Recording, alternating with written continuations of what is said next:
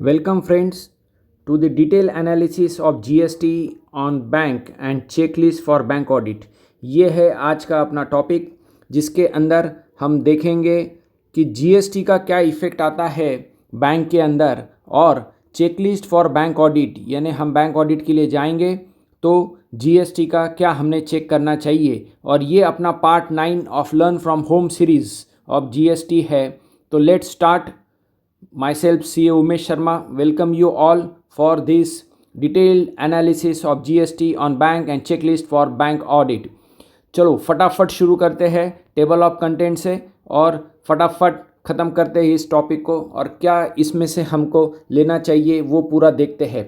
तो सबसे पहले तो इंट्रोडक्शन बैंक ऑडिट्स का, फिर सेक्शंस सीजीएसटी के और एजीएसटी के जो बैंक ऑडिट के अंदर काम आने वाले हैं, फिर रूल्स सीजीएसटी के, इनपुट टैक्स क्रेडिट के ऑप्शंस, फिर शेड्यूल एंट्री जो बैंकिंग सेक्टर को एप्लीकेबल है, रिवर्स चार्ज मैकेनिज्म जो बैंक्स को लगता है, टीडीएस के प्रोविजंस, इंपॉर्टेंट एआर और कुछ जजमेंट्स है क्या, इंपॉर्टेंट जीएसटी के सर्कुलर्स, एफएक्यू जो बहुत इंपॉर्टेंट है बैंकिंग सेक्टर के रिलेटेड, और checklist for the bank auditor ये अपना एक मेन रहने वाला है, और लास्ट में है कंक्लूजन। तो शुरू करते हैं आज का एनालिसिस। सबसे पहले तो ये जो बैंक ऑडिट है इसके अंदर बैंक आजकल अलग अलग सर्विसेज देती है। ऑनलाइन बैंकिंग भी होती है, transfer of money, exchange of money, foreign transactions और न जाने कितनी सारी सर्विसेज आजकल बैंक्स देती है। तो ये एक कॉम्प्लेक्स सब्जेक्ट है। इसके अंदर हम अगर सिंप्लीफाई करते हैं तो 3 तरीके के बैंक्स हो गए। 1 is the nationalised bank, second is the private sector banks, then cooperative banks. और जो ऑडिटर्स रहते हैं उनको भी अगर हम डिवाइड करते हैं तो central statutory auditor, branch auditor, concurrent auditor या internal auditor and GST auditor. तो ऐसे 4 ऑडिटर्स रहेंगे और ये जो ऑडिटर्स रहते हैं इनके ऊपर कहीं ना कहीं जीएसटी की भी चेकिंग की, टैक्स कंप्लायंस की जिम्मेदारी आ जाती है। तो ये एक स्पेशलाइज एरिया है, इसका वर्किंग नॉलेज सभी ऑडिटर्स को रहना चाहिए, उस हिसाब से ये बुकलेट बनाया गया है। तो सबसे पहले देखते हैं हम sections of CGST and HGST act specifically related to the banks. Let's start. तो पहला डेफिनेशन है सेक्शन 2 सबसेक्शन 52 का, गुड्स का। ये डेफिनेशन क्यों इंपॉर्टेंट है? क्योंकि इसके अंदर दिया है कि goods mean every kind of movable property other than money and securities, क्योंकि ये मनी एंड सिक्योरिटीज़ गुड्स के डेफिनेशंस में नहीं आते और इसी के अंदर बैंक्स का और फाइनेंशियल इंस्टीट्यूशंस का कुछ ट्रांजैक्शंस और कुछ काम भी इसमें आ जाता है। तो what is mean by money? Money का भी डेफिनेशन दिया है। मनी यानी जो हमारे करेंसी है, चेक्स है, promissory note, bill of exchange, letter of credit, demand draft, pay orders जो भी रिजर्व बैंक ऑफ इंडिया की तरफ से रिकॉग्नाइज हुए हैं और वो लीगल टेंडर बोल के इंडिया में चलते हैं, तो इनको हम मनीज कहते हैं और ये गुड्स के डेफिनेशंस के अंदर नहीं आते। फिर नेक्स्ट आती है सिक्योरिटीज़ की डेफिनेशंस। सिक्योरिटी की डेफिनेशंस ये सिक्योरिटीज़ कॉन्ट्रैक्ट एक्ट 1956 से ली गई है। इसके अंदर शेयर्स, डिबेंचर्स वगैरह ये सारी चीज़ें आती है। तो मोस्ट इंपॉर्टेंट डेफिनेशन जो बैंकिंग सेक्टर के लिए एप्लीकेबल है वो है सर्विस, क्योंकि बैंकिंग एंड फाइनेंशियल सेक्टर ये सर्विस सेक्टर में आता है। तो सर्विसेज के डेफिनेशन में क्या दिया है? उसमें दिया है other than goods, money and securities, but includes transaction related to money and securities and conversion in cash or any other mode or in any other form, currency or denominations in other form for which separate consideration is charged। तो ये है सबसे महन definition जो banking industry के related है और ये सर्विसेज के डेफिनेशन से हमको मिलती है। और आगे से 1 फरवरी 2019 से सर्विसेज के अंदर रिमूवल ऑफ डाउट्स के लिए इंक्लूड कर दिया था फैसिलिटिंग और arranging transactions in securities also. अब ये ही मेन है हमारा सर्विस का डेफिनेशन जो बैंकिंग इंडस्ट्रीज़ को जीएसटी के दायरे में लेके आ जाता है। अब चलते हैं हम सेक्शन 12 ऑफ आईजीएसटी एक्ट। ये प्लेस ऑफ सप्लाई का सेक्शन है। इसके अंदर बैंकिंग इंडस्ट्री रिलेटेड क्या खास है? तो यहाँ पर दिया है the place of supply of banking and other financial institutions including stock broking services to any person shall be the location of the recipient of the services on the record of supplier of the services। इसका मतलब क्या हुआ कि जो account holder रहता है जिसने bank में अकाउंट खोला है, उसका जो बैंक के अंदर एड्रेस है वो लोकेशन मानी जाएगी हमारे लिए प्लेस ऑफ सप्लाई के अंदर रिसिपिएंट ऑफ सर्विसेज निकालने के लिए। इसी के लिए KYC जो रहता है ये बहुत इम्पॉर्टेंट है, चेक करना कि प्रॉपरली एड्रेस आया है या नहीं आया है अकाउंट होल्डर का। तो ये GST के अंदर भी KYC का बहुत बड़ा इम्पॉर्टेंट एस्पेक्ट आ जाता है to find out the place of supply. फिर है सेक्शन 13 ऑफ IGST एक्ट, ये आउट ऑफ इंडिया सर्विसेज के लिए है, पर इसमें क्या दिया गया है, the place of supply of the following services shall be the location of the supplier of services, यानी बैंक का ही लोकेशन माना जाएगा। कौन से चीज़ों के अंदर, अगर उस बैंकिंग कंपनी ने उसके अकाउंट होल्डर को सर्विसेज दी है और अगर वो लोकेशन भले ही आउटसाइड इंडिया की भी रही तो भी अकाउंट होल्डर इंडिया का है, तो इम्पॉर्टेंट है प्लेस ऑफ सप्लाई इस केस के अंदर। और इसी सेक्शन 13 के अंदर हमको मिलती है definition of account. Definition of accounts के अंदर दिया है वो अकाउंट जहाँ पर इंटरेस्ट बियरिंग है, depositor and includes non resident external account and non resident ordinary account also. फिर यहाँ पे मोस्ट इंपॉर्टेंट दी गई है बैंकिंग इंडस्ट्री की डेफिनेशन, बैंकिंग कंपनी की डेफिनेशन।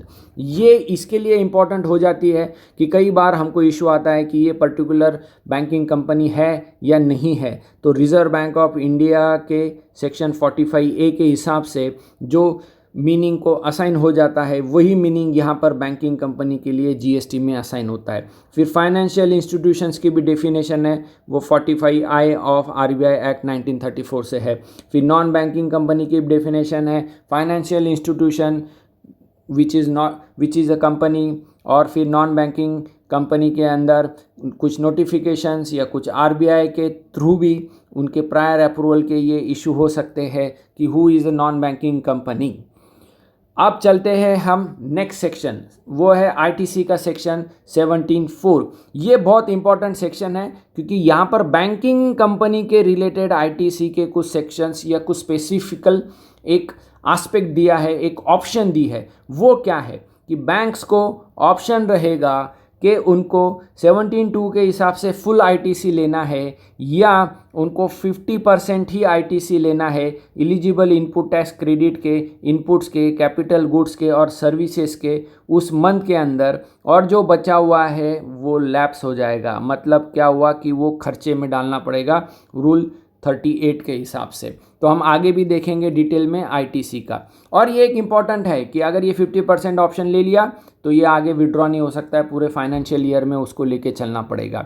सिर्फ ये जो 50% का रिस्ट्रिक्शन है ये अप्लाई कहाँ नहीं होगा, one registered person to another registered person having same PAN number, यानी एक स्टेट में बैंक ऑफ बड़ौदा है और गुजरात में है और दूसरी महाराष्ट्र में है, तो बैंक ऑफ बड़ौदा के दोनों ब्रांचेस के बीच में अगर होता है दोनों अलग अलग स्टेट में, तो वहाँ पर अगर कोई ITC लग के सर्विसेज आती है GST लग के तो 100% ITC मिलेगा, वहाँ 50% का फॉर्मूला नहीं करना है काम। अब चलते हैं next most important, that is the TDS provisions for the applicability of nationalised bank. Yes दोस्तों, जहाँ पर बैंक की 51%, ये गवर्नमेंट की 51% शेयर होल्डिंग है उसको पब्लिक सेक्टर अंडरटेकिंग आ जाएगी और बैंक्स को TDS काटना मस्ट है। तो ऑडिट के अंदर TDS के प्रोविजंस हमको देखना बहुत ज़रूरी हो जाते हैं और मेरे हिसाब से ऑडिट में ये one of the most important aspect हो जाता है। फिर सेक्शन 150 है जो फर्निशिंग ऑफ इंफॉर्मेशन है, पर अभी तक इसको ऑपरेशनल नहीं किया है। अब चलते हैं हम रूल्स के तरफ, जो बैंकिंग इंडस्ट्री या बैंकिंग सेक्टर के रिलेटेड रूल्स है। CGST एक्ट के कौन से रूल है, तो उसमें सबसे पहला है ITC का रूल। ITC के रूल में बैंकिंग कंपनी के रिलेटेड दिया है कि 17(4) जो सेक्शन है और 17(2) जो सेक्शन है 100% अगर हम ITC लेते हैं तो क्या, और 17(4) के अंदर अगर ऑप्शन लेते हैं हम 50% पे करने की तो क्या प्रोसीजर्स रहेंगे। तो यहाँ पर उन्होंने दिया है कि नॉन बिजनेस पर्पस का ITC बैंक ने नहीं लेना है। 17(5) का ब्लॉक क्रेडिट जो फूड और जो रेंट कार वगैरह जो रहते हैं उसके इनको यहाँ पर आईटीसी बैंक को भी नहीं मिलेगा, और जो बच गया है वही आईटीसी को 50% के रेशो के लिए कवर अप करना है, और 50% का जब रेशो निकालेंगे तो वो हिसाब से 3B और GSTR 2 में जाना चाहिए, और वही हिसाब से आगे इलेक्ट्रॉनिक क्रेडिट लेजर के अंदर भी वो रिफ्लेक्ट होनी चाहिए। तो ये रूल 38 था। फिर है रूल 47। रूल 47 है टैक्स इनवॉइस का टाइम का।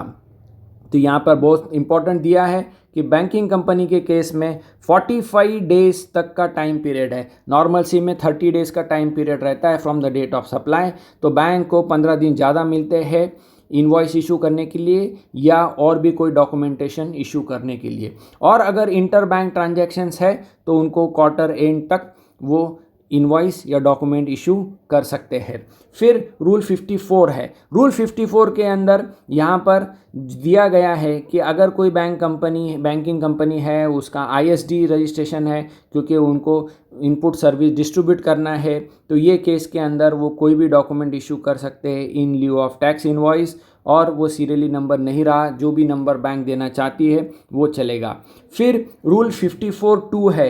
ये बहुत इंपॉर्टेंट रूल है बैंक्स के लिए। यहाँ पर टैक्स इनवॉइस स्पेशल केसेस का ये रूल है, और यहाँ पर ये दिया गया है कि बैंकिंग कंपनी और फाइनेंशियल इंस्टीट्यूशन जो है ये कंसोलिडेटेड टैक्स इनवॉइस और एनी अदर डॉक्यूमेंट, ये बहुत इंपॉर्टेंट शब्द है, और any other document in lieu of tax invoice they can issue at the end of the month, physically or electronically signed, serially numbered or not numbered, containing the address of recipient or not, but containing the detail of taxable services and other details as per rule 46।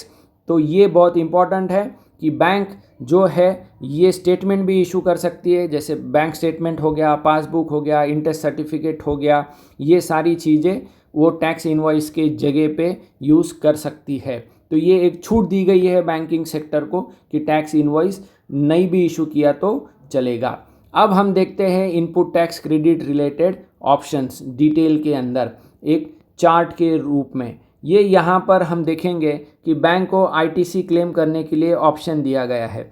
पहला option क्या है कि 100% ITC ले लो। 100% ITC लेंगे तो आगे क्या करना है, फुल ITC मिलेगा टैक्सेबल सर्विसेज के लिए जो नॉर्मल डीलर के केस में करते हैं, और जो एग्जम्प्ट है, नील है और नॉन टैक्सेबल सर्विसेज है उसका ITC नहीं मिलेगा। तो फिर कॉमन क्रेडिट के ऊपर प्रोपोर्शनेटली रेशो निकालना पड़ेगा जो हम बाकी केसेस में करते हैं रूल 42 और 43 के हिसाब से। और एक बढ़िया ऑप्शन उनको दिया है कि कोई टेंशन नहीं, 50% ITC ले लो, बचा हुआ ITC छोड़ दो और टेंशन ख़त्म। तो ये एक इम्पॉर्टेंट है, और मैक्सिमम बैंक्स ने यही ऑप्शंस अवेल किए हैं 50% ITC लेने के। और ये जो 50% ITC है from one branch to another branch applicable नहीं होता है अगर दोनों अलग स्टेट रहे तो, क्योंकि दोनों का एक ही पैन नंबर रहेगा। तो ये देखना बहुत ज़रूरी है ITC के केस में GST ऑडिट करते वक्त।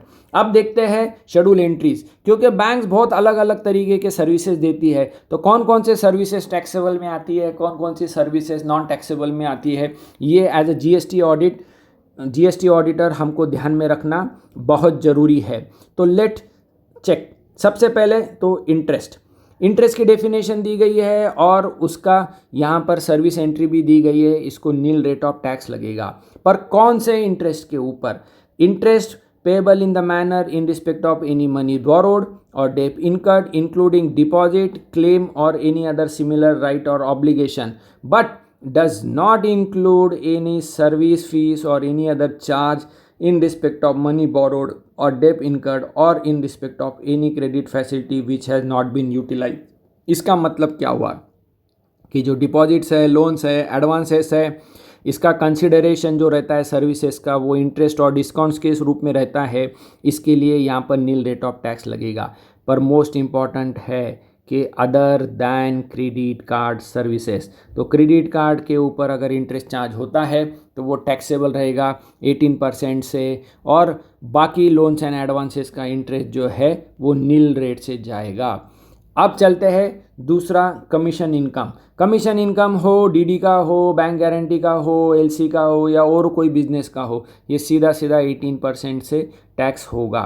फिर कोई थर्ड पार्टी सर्विसेज दे रहे हैं जैसा म्यूचुअल फंड एजेंसी वगैरह, तो यहाँ पर भी 18% इनकम के ऊपर जीएसटी बैंक को भरना पड़ेगा। और फिर आगे कोई एक्वायरिंग बैंक है जो सेटलमेंट करती है क्रेडिट कार्ड डेबिट कार्ड, वो भी 2000 रुपये के सिंगल ट्रांजैक्शंस के नीचे, तो वहाँ पर नील रहेगा जो भी चार्जेस बैंक लगाएंगे एक में को उस केस के अंदर स्पेसिफिकली। फिर अटल पेंशन योजना का कोई कलेक्शंस है तो उसके ऊपर नील जीएसटी है।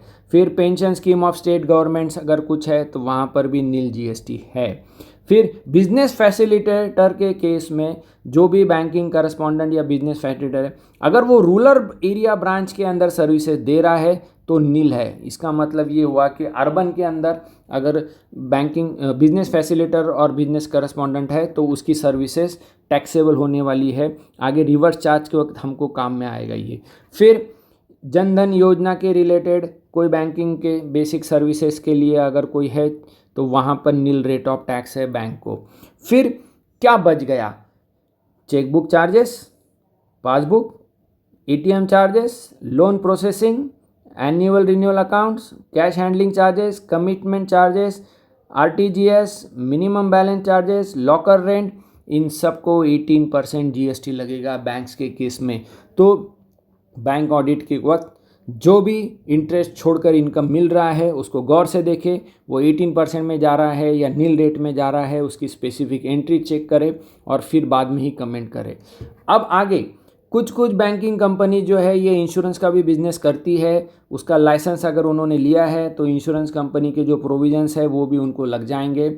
और अगर नहीं लिया है तो वो इंश्योरेंस एजेंट बोल के काम कर रहे होंगे, और इंश्योरेंस एजेंट बोल के काम कर रहे होंगे, कमीशन मिल रहा होगा, तो एज ए इंश्योरेंस एजेंट वो इंश्योरेंस कंपनी आरसीएम के अंदर टैक्स भरेगी और वो उस बैंकिंग कंपनी को नहीं एप्लीकेबल होगा। जनरली ये कोऑपरेटिव बैंक्स की वगैरह इसके अंदर ये हमको ट्रांजैक्शंस देखने को मिलती है। अब आगे चलते हैं हम आरसीएम जो बैंकिंग सेक्टर के रिलेटेड है। बाकी आरसीएम के प्रोविजंस भी लगते हैं पर मोर स्पेसिफिकली बैंकिंग का हम देख रहे हैं। तो एडवोकेट के सर्विसेज ब्रांचेस के अंदर भी ली जाती है, बैंक्स में ली जाती है, तो एडवोकेट की फ़ीस के ऊपर बैंक को आरसीएम में जीएसटी भरना पड़ेगा। तो ये गौर से एक्सपेंसेस में चेक करें। आर्बिट्रेबल ट्रिब्यूनल के सर्विसेज में भी बैंक्स को ही आरसीएम में टैक्स भरना पड़ेगा। रिकवरी एजेंट्स के केस के अंदर भी ये बैंक को ही आरसीएम में टैक्स भरना पड़ेगा। रिकवरी एजेंट फिर पिग्मी एजेंट हो या लोन्स एंड एडवांसेस का हो या वो जो भी सर्विसेज दे रहा हो, उन सब केस के अंदर। फिर डीएसए डायरेक्ट सेलिंग एजेंट्स के केस में ये अगर इंडिविजुअल पर्सन है तो आरसीएम में टैक्स बैंक को भरना पड़ेगा, क्योंकि अगर बॉडी कॉरपोरेट है, पार्टनरशिप है, एलएलपी है तो वो खुद फॉरवर्ड चार्ज के अंदर भरेगा। फिर बैंकिंग फैसिलिटर अगर कोई सर्विसेज दे रहा है बैंक को तो बैंक को उसके ऊपर आरसीएम में भरना है। सिर्फ यहाँ पर रूरल बैंक के केस में नील रहेगा, अर्बन बैंक के केस में लगेगा। फिर बाकी जो जीटीए के प्रोविजंस है, रेंट है इमूवेबल प्रॉपर्टी का, ये सारे स्पॉन्सरशिप के, ये एज इट इज़ आरसीएम के बैंकिंग कंपनी को भी एप्लीकेबल हो जाते हैं। अब चलते हैं मेन एरिया जो ऑडिट के अंदर फोकस करना पड़ेगा, वो है TDS. Public sector undertaking banks को टीडीएस एप्लीकेबल होगा, कोऑपरेटिव बैंक्स को नहीं होगा, प्राइवेट बैंक्स को नहीं होगा। तो ये जो टीडीएस के प्रोविजंस है ये 1/10/2018 से लागू है, सेक्शन 51 में है। तो बैंक्स पीएसयू बैंक्स को टीडीएस काटना है। टैक्सेबल गुड्स एंड सर्विसेज अगर उनको प्रोवाइड की जाती है और उसकी 2.5 लाख के ऊपर अगर वैल्यू होती है कॉन्ट्रैक्ट की तो टीडीएस काटना है बैंक ने 2% टीडीएस, 1% सीजीएसटी, 1% एचजीएसटी, इस रेट से टीडीएस काटना है। अब किसके ऊपर टीडीएस नहीं लगेगा? एग्जाम सप्लाईज के ऊपर टीडीएस नहीं लगेगा, अनरजिस्टर्ड सप्लायर से सर्विसेज ले रहे तो नहीं लगेगा। फिर जीएसटीआर 7 ये रिटर्न उनको भरना पड़ता है टीडीएस का 10 दिन के अंदर। इसके 19-20 के अंदर कई बार ड्यू डेट्स बढ़ी है, वो 28 फरवरी तक ड्यू डेट आई थी जनवरी की। फिर बाद में एक नोटिफिकेशन भी आया है टीडीएस नॉट एप्लीकेबल। तो कहाँ टीडीएस नॉट एप्लीकेबल होता है? तो एक ब्रांच से दूसरे branch with out of the state अगर सर्विसेज है तो नहीं लगेगा जीएसटी। और एक पीएसयू से दूसरे पीएसयू से भी नहीं लगेगा। और मार्च महीने का जो GSTR 7 है उसकी डेट 30 जून 2020 बढ़ा के दी है। तो एज अ ऑडिटर हमको ये ध्यान में रखना पड़ेगा TDS का चेक करते वक्त। तो आगे चलते हैं हम अब जो इम्पोर्टेंट कुछ AARs या कुछ जजमेंट्स है क्या बैंकिंग सेक्टर के रिलेटेड। तो एक मिलता है हमको गुजरात स्टेट फाइनेंशियल सर्विसेज का, गुजरात स्टेट का AAR है। ये GFC जो है ये स्टेट गवर्नमेंट के रिलेटेड या डिस्टिंक्ट पर्सन के डेफिनेशंस के अंदर आती है क्या नहीं, तो उस रिलेशनशिप के ऊपर ये था। और यहाँ पर AR के अंदर और एक क्वेश्चन पूछा गया था कि एप्लीकेंट जो है ये कुछ चार्ज नहीं कर रहा है फीस और एनी अदर चार्जेस, पर जो भी वो सर्विसेज देता है वो सर्विसेज के ऊपर वो इंटरेस्ट चार्ज करता है। तो whether GST will be chargeable on the notional processing fees other charges provided by GFC to the state owned entities. तो ये यहाँ पर एक इशू ऐसा था कि जो रजिस्टर्ड पर्सन रहता है ये विदाउट कंसिडरेशन अगर कोई सर्विसेज देता है रिलेटेड और डिस्टिंक्ट पर्सन में तो उसका वैल्यू निकाल के टैक्स भरना है। तो यहाँ पर ये मैटर को एड्रेस करा गया और वहाँ पर ये बोला गया कि कंसिडरेशन पूरा इंटरेस्ट में है, सोल कंसिडरेशन है जो एग्जम्प्ट है, इसके लिए ये जो चार्जिंग फीस नहीं भी हो रही है तो वो कोई अट्रैक्ट नहीं करेगा टैक्स में। तो ये एक इम्पॉर्टेंट AR है GFC का।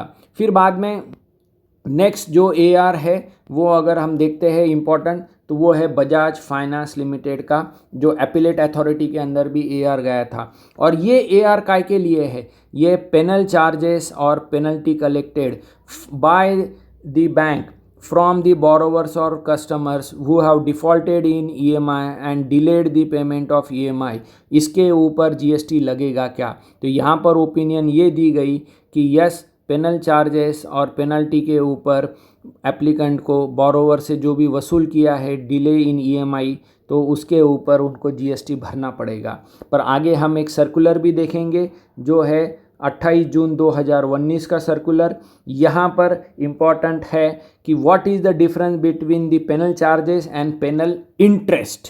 तो ये एक आप सबको ध्यान में रखना है, आगे हम देखेंगे तो हमको ध्यान में आ जाएगा कि हम क्या इशू डिस्कस करने वाले हैं। फिर आगे इम्पॉर्टेंट सर्कुलर्स, इम्पॉर्टेंट सर्कुलर के अंदर एक पब्लिक सेक्टर लेंडिंग सर्विसेज ये बैंकिंग के सर्विसेज में आती है, इसके ऊपर GST का एग्जम्पशन नहीं है, 18% रेट से GST बैंक्स को भरना पड़ेगा, ऐसा सर्कुलर आया था जो बैंकिंग कंपनी के रिलेटेड है। फिर एजेंट रिलेशनशिप आई थी ऑक्शनर के साथ में, तो उन्होंने बता दिया कि ऑक्शनर ये इंडिपेंडेंट सर्विसेज दे रहा है ऑक्शनरिंग सर्विसेज के, तो वो एजेंट के रूप में काम नहीं कर रहा है। अब चलते हैं मोस्ट इम्पॉर्टेंट क्लैरिफिकेशन। ये क्लैरिफिकेशन था कि जो एडिशनल पेनल इंटरेस्ट है और पेनल चार्जेस में क्या डिफरेंस है। तो आप ध्यान से देखिए, penal interest and penal charges ये दोनों अलग कंसेप्ट हो गए। तो यहाँ पर क्या दिया था कि it is further clarified that the transaction of levy of additional and penal interest, additional oblique penal interest does not fall within the ambit of 5E, यानी agreeing to the obligation to the refrain from an act or to tolerate an act or an act. तो levy of additional penal interest satisfy the definition of interest, hence no GST is leviable. तो ये most important circular है जिसको ध्यान में रखना है। Important बात क्या है, पेनल चार्जेस बोल के कलेक्ट करेंगे तो GST लग जाएगा, पेनल इंटरेस्ट कलेक्ट करेंगे तो नहीं लगेगा। तो एज अ ऑडिटर कई बार ये इशू आ सकता है, पेनल इंटरेस्ट का क्या, तो पेनल इंटरेस्ट पे no GST, penal charges yes, तो ये थोड़ा सा ध्यान में रखें। और फिर आगे एक RCM की सर्विसेज है बिजनेस फैसिलिटेटर की, तो उसका कैसा वैल्यूएशन करना है, तो पूरी वैल्यू जो चार्ज करता है फैसिलिटेटर उसके ऊपर RCM में वैल्यू निकालना है। तो ये वो एक क्लैरिफिकेशन यहाँ पर दिया था। फिर रूरल बैंक का डेफिनेशन कैसे निकालेंगे, क्योंकि बिजनेस फैसिलिटेटर और बिजनेस करस्पॉन्डेंट को एग्जम्प्ट है, तो जो भी आरबीआई के नॉर्म से वो हिसाब से रूरल बैंक डिफाइन होगी। फिर आगे सर्कुलर आया था कि ई इनवॉइसिंग और क्यूआर कोड जो है ये एप्लीकेबल नहीं होंगे, जो आरबीआई के केस के अंदर हमको आगे दिया है। अब चलते हैं हम आगे एफएक्यूज के ऊपर। इम्पॉर्टेंट एफएक्यूज जो बैंकिंग सेक्टर के रिलेटेड है, कई सारे एफएक्यूज है पर उसमें के इम्पॉर्टेंट हम यहाँ लेते हैं। अब यहाँ पर पहला एफएक्यू क्या है कि जो ये 50% का रेशियो है ये एप्लीकेबल नहीं होगा इंटर बैंक के लिए, इंटर ब्रांचेस के लिए सेम पैन के अंदर, तो 100% आईटीसी मिलेगा। कोऑपरेटिव बैंक्स को भी आरसीएम एप्लीकेबल होता है क्या? यस, एप्लीकेबल हो जाता है। फिर बैंक जो बैंक चार्जेस कलेक्ट करती है उसका इनवॉइस नहीं देती तो चलेगा क्या? Yes, bank is doing correct. Tax invoice नहीं भी इशू किया तो चलेगा, सिर्फ GSTR1 में वो आना चाहिए क्योंकि रेसिपिएंट को उसका क्रेडिट मिलना चाहिए। फिर कोई इंडिविजुअल पर्सन है जो डीएसए बोल के अपॉइंट हुआ है तो क्या? तो आरसीएम के केस में बैंक को पैसा भरना पड़ेगा, इंडिविजुअल डीएसए के केस में 18% आरसीएम के अंदर। फिर सिक्योरिटी सर्विसेज दी है पुलिस डिपार्टमेंट ने तो क्या? यस, आरसीएम भरना पड़ेगा सिक्योरिटी सर्विसेज के ऊपर बैंक्स को। फिर इमूवेबल प्रॉपर्टी है, कोई ब्रांच है जो स्टेट गवर्नमेंट या लोकल अथॉरिटी के जगह के अंदर है तो वहाँ पर भी आरसीएम भरना पड़ेगा रेंट सर्विसेज के ऊपर। तो बैंक के प्रीमाइसेस का लैंडलॉर्ड कौन है ये बैंक ऑडिट में चेक करे, अगर वो लोकल अथॉरिटी है तो आरसीएम भरना पड़ेगा। फिर एटीएम को एडिशनल प्लेस ऑफ बिजनेस में लेना है क्या? नहीं लेना है, ये यहाँ पर दिया गया है। फिर जो एग्जम्प्ट इंटरेस्ट है वो नॉन जीएसटी सप्लाईज में GSTR1 और 3B में बताना है क्या? यस, वो बताना है। फिर बाद में जो डॉक्यूमेंट्स इशू कर रहे हैं उनको सीरियल नंबर्स वगैरह चाहिए क्या? तो यहाँ पर दिया है कि कोई रिस्ट्रिक्शन नहीं है, इनवॉइस छोड़ के कंसोलिडेटेड वो डॉक्यूमेंट इशू कर सकते हैं, उसमें GST नंबर वगैरह चाहिए, उतना ही सिर्फ दिया है। तो बैंक पासबुक, बैंक चार्जेस और GSTR1 के अंदर वो ट्रांजैक्शन रिफ्लेक्ट होनी चाहिए, इतनी ही कंडीशन यहाँ पर है। फिर सेल्फ इनवॉइस आरसीएम का इशू करना है क्या? यस, बैंक को भी सेल्फ इनवॉइसिंग एप्लीकेबल होती है। फिर जो भी मूवमेंट ऑफ मटेरियल होता है एटीएम के लिए, इक्विपमेंट्स यहाँ से वहाँ, तो वो सप्लाई होगा क्या? नहीं सप्लाई होगा, डिलीवरी चलन के बेसिस पे वो मटेरियल मूवमेंट कर सकती है bank. Bill of supply interest के लिए इशू करना है क्या? क्योंकि एग्जम्प्ट सर्विसेज है तो यहाँ पर दिया है कि there is no restriction to issue bill of supply. Statement, bank statement, passbook, interest यही सफिशिएंट है एज ए डॉक्यूमेंट। फिर input tax credit third party के लिए जो लिया जाता है और वो एक पर्टिकुलर एचओ में लिया जाता है सर्विस और वो पूरे ऑल ओवर इंडिया के लिए एप्लीकेबल हो जाती है, जैसे सेंट्रल स्टैट्यूटरी ऑडिटर की फीस ये पूरे बैंक के लिए एप्लीकेबल हो जाती है। तो रीजन्स और ब्रांचेस के अंदर इसका अलोकेशन होता है तो ये सप्लाई माना जाएगा डिस्टिंक्ट पर्सनस के केस के अंदर भी, और इसका आईटीसी फुल मिलेगा और इसका टैक्स इनवॉइस भी करना पड़ेगा, तो ये क्रॉस चार्ज के इसमें ये आ जाता है। फिर बैंक अगर गोल्ड सिल्वर के कॉइन बेचती है तो उसका अगर अलग रजिस्ट्रेशन लेती है तो फुल आईटीसी मिलेगा, नहीं तो 50% ही आईटीसी मिलेगा जनरल बैंकिंग के वजह से। फिर जो भी सप्लाई हो रहा है from one registered banking company to other तो यहाँ पर 100% आईटीसी मिलेगा, और इंटर ब्रांचेस के लिए क्योंकि वो पैन नंबर एक ही है तो one state to another state 100% ITC मिलेगा, 50% के रेशियो में नहीं आएगा।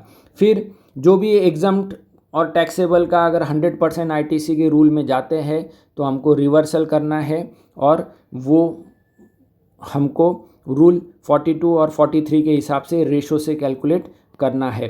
फिर प्लेस ऑफ सप्लाई रिलेटेड हमने देख लिया था कि जो अकाउंट होल्डर है उसका जो एड्रेस है वही एड्रेस माना जाएगा place of location of the recipient के लिए। फिर आगे चलते हैं हम, जो इम्पॉर्टेंट है हमारे हिसाब से और भी, तो वो है नीचे एक इम्पॉर्टेंट एस्पेक्ट कि कौन से इसके ऊपर ट्रांजैक्शंस है जिसके ऊपर जीएसटी नहीं लगेगा, जैसे डेरिवेटिव्स है, फॉरवर्ड कॉन्ट्रैक्ट है, sale and purchase of security deps है, तो ये सिक्योरिटीज़ के डेफिनेशन के अंदर इंक्लूड होते हैं तो जीएसटी नहीं लगेगा। फिर नीचे जो दिए हैं ये इंटरेस्ट और डिस्काउंट सर्विसेज के अंदर ऐड होगा, तो वो है commercial paper, certificate and deposits, repos collateral borrowing, discounting and invoicing of cheques, फिर डेब्ट instrument such as debentures, bond, etc. तो ये सर्विसेज में इंटरेस्ट और उसमें जाएंगे तो एग्जाम सर्विसेज है तो नो जीएसटी लेविएबल। फिर आगे जो दिए गए हैं कि कोई लेट चार्जेस कलेक्ट करेंगे तो वहाँ पर जीएसटी लग जाएगा। फिर फाइनेंशियल लीज अगर है तो अगर उसमें इंटरेस्ट कंपोनेंट है तो जीएसटी नहीं लगेगा, अगर नॉन इंटरेस्ट कंपोनेंट है, सेल और परचेज ऑफ असेट होती है तो जीएसटी लगेगा। फिर एनपीए अकाउंट्स, अब ये एनपीए अकाउंट्स के अंदर जनरली इनकम रिवर्सल हम कर देते हैं, पर अगर उसके अंदर कुछ चार्जेस डाले हैं जिसके ऊपर जीएसटी भरा है तो ये जो जीएसटी है वो ऑलरेडी पेड है, ये बैड डेट्स के केस में ये रिवर्स नहीं हो सकता, जो ट्रेड पार्लेंस में करते हैं तो it can not be adjusted. तो जीएसटी में रिवर्सल नहीं होगा अगर एनपीए अकाउंट्स के प्रोसेसिंग चार्जेस पे जीएसटी ऑलरेडी पे कर दिया है तो। अब आगे हम चलते हैं क्रॉस चार्ज के ऊपर। ये एक इम्पॉर्टेंट एस्पेक्ट है जो हेड ऑफिस और रीजनल ऑफिस के ऑडिट्स कर रहे हैं, तो इंटर स्टेट अगर कोई ट्रांजैक्शन है तो क्रॉस चार्ज का यहाँ पर कंप्लायंस हो रहा है क्या नहीं ये देख लेना चाहिए। स्टैट्यूटरी ब्रांच ऑडिटर के लिए ये नहीं आएगा, पर सेंट्रल एंड रीजनल ऑडिटर के केस में ये देख लेना चाहिए। फिर रीपर्चेज असेट्स है जो ऑक्शंस करके बेचती है, अगर टाइटल और पोजीशन उनके पास है बैंक के पास तो उसके ऊपर जीएसटी भरना पड़ेगा, वो एक बात ध्यान में रखनी चाहिए। तो ये एफएक्यू थे।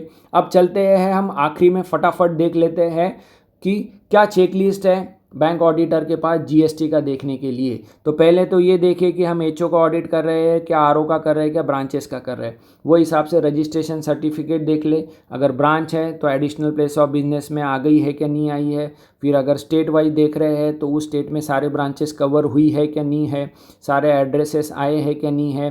फिर एसएससी कोड और एचएसएन कोड रजिस्ट्रेशन के टाइम प्रॉपरली दिए कि नहीं, कोई नई ब्रांच खुली है तो उसको ऐड किया है क्या नहीं, मर्जर्स हुए हैं तो वो मर्जर्स वाली भी ब्रांचेस इसमें आई है क्या नहीं आई है, वो भी देखना ज़रूरी है। फिर टैक्स इनवॉइस के जगह पे कोई भी डॉक्यूमेंट दे सकते हैं, तो कंसोलिडेटेड टैक्स इनवॉइस दे रहे हैं या और कोई सर्टिफिकेट या पासबुक या जो भी हम बैंक एक डॉक्यूमेंट दे रही है, वाउचर दे रही है, तो वो चेक कर लेना चाहिए जिसके ऊपर जीएसटी चार्ज हो रहा है। फिर ये सारे के सारे जीएसटीएन नंबर कस्टमर्स के उन्होंने लिए है कि नहीं और उसका वैलिड डॉक्यूमेंट्स के रूप में जीएसटीआर 1 में और 3B में जा रहा है कि नहीं ये भी देख लेना चाहिए। फिर इनकम के केस में थोड़ा ध्यान देना चाहिए, मिसलेनियस इनकम लेजर हमको ध्यान से देखना चाहिए, क्योंकि जो भी सोर्स आ रहा है उसको स्क्रूटिनी करे कि जो भी रिसिप्ट आ रही है उसकी टैक्सेबिलिटी देखे, उसका क्लासिफिकेशन देखे, उसका कंप्लायंस देखे, फिर वो इंटरेस्ट में आ रहा है या नहीं आ रहा है और वो हिसाब से इसके टैक्स का इम्पैक्ट निकाले। तो मिसलेनियस इनकम का लेजर गौर से देखिए, क्योंकि बैंकिंग के अंदर बहुत सारे सर्विसेज प्रोवाइड होती है जो टैक्सेबल हो जाती है। तो एक एक करके अगर देखते हैं तो इंटरेस्ट इनकम के केस में जो लोन्स एंड एडवांसेस है उसके ऊपर एग्जम्पशन मिलेगा, क्रेडिट कार्ड के सर्विसेज पे वो टैक्सेबल हो जाता है। फिर कमीशन इनकम अगर देखते हैं तो इसके एग्रीमेंट ज़रूर देख ले और वो हिसाब से पूरा चेक करें, और कमीशन के ऊपर जीएसटी बैंक पे कर रही है क्या नहीं कर रही है ये भी गौर से देखें, क्योंकि जीएसटी लग जाता है। फिर 31 मार्च 2020 को जो भी जीएसटी पेएबल है उसका नेट ऑफ करके एंट्री आई है क्या नहीं वो भी देख ले। फिर आईटीसी ये बहुत इंपॉर्टेंट है, क्योंकि आईटीसी के अंदर स्टेट वाइज नंबर रहेगा, वो रीजनल और एचओ लेवल पे रिटर्न जाते होंगे, ब्रांचेस से रिपोर्ट निकलती होगी, तो जो भी ब्रांचेस से रिपोर्ट निकल रही है उसमें आईटीसी बैंक ने लिया है 50%, बचा हुआ लैप्स किया है कि नहीं किया है ये प्रॉपरली ब्रांच ऑडिटर ने चेक कर लेना चाहिए। Suitable disclosure suitable report software से निकलती है आईटीसी की, वो चेक कर लेना चाहिए। इसमें फूड रेंट इसका आईटीसी नहीं मिलेगा। फिर 50% का रेशियो प्रॉपरली कैलकुलेट हुआ है कि नहीं हुआ है ये पूरा कंप्लायंस देख लेवे और वो हिसाब से देखे। और अगर कोई एक्स्ट्रा आईटीसी लिया है उसका कुछ रिवर्सल है तो सेक्शन 50 का भी इंटरेस्ट का मार बैठ सकती है, वो भी देख ले। सबसे मेन आगे देखेंगे एक्सपेंसेस, इसमें रिवर्स चार्ज जैसा recovery agent, insurance agents, GTA, advocate, import of services, इसके ऊपर आरसीएम भर रही है कि नहीं भर रहा है। डेप्रिसिएशन के अंदर जो भी कैपिटल असेट्स है उसके अंदर जो 50% जीएसटी का कंपोनेंट है उसी के ऊपर डेप्रिसिएशन ले रहे हैं, बचे हुए 50 का आईटीसी का क्रेडिट ले रहे हैं, तो वो भी एक बार चेक कर ले।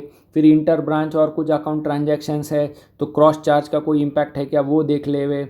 और इंपोर्ट्स है, फॉरेक्स वाली कोई ब्रांच है तो वहाँ पर जीएसटी का कंप्लायंस प्रॉपर है क्या नहीं देखे। फिर ये भी देख लेवे कि इंटर स्टेट ट्रांजैक्शंस अगर है, जो रीजनल ऑडिटर है जो हेड ऑफिस को ऑडिट कर रहे हैं उनके लिए ये ज़्यादा इंपॉर्टेंट पॉइंट है क्रॉस चार्ज का। फिर रिटर्न्स ये स्टेट वाइज जाएंगे तो आरओ ऑडिट के अंदर हमने 3B भी देख लेना चाहिए बरोबर जा रहा है कि नहीं। ब्रांच से रिपोर्ट जनरेट सही तरीके से जीएसटी की इनकम की हो रही कि नहीं वो भी चेक कर ले। GSTR1 के अंदर जीएसटी के प्रॉपर B2B ट्रांजेक्शन्स रिफ्लेक्ट हो रहे क्या नहीं।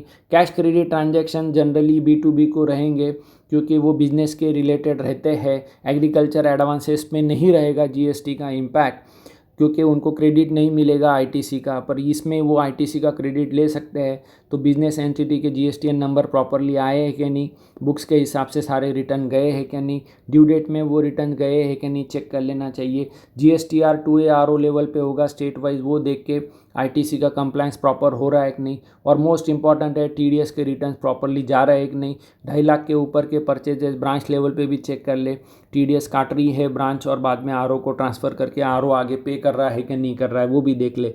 और मोस्ट इंपॉर्टेंट एक GS9 एंड 9C 17-18 का गया होगा उस स्टेट का, तो वो जीएसटी ऑडिटर कोई और हो सकता है तो वो ज़रूर देख ले क्योंकि पुराना कंप्लायंस देखेंगे। 18-19 का ऑडिट अभी तक नहीं गया होगा तो वो भी ले ले, तो हमको बेटर इंसाइट मिल जाएगा ऑडिट के लिए कि क्या इश्यूज़ आ रहे हैं जीएसटी के।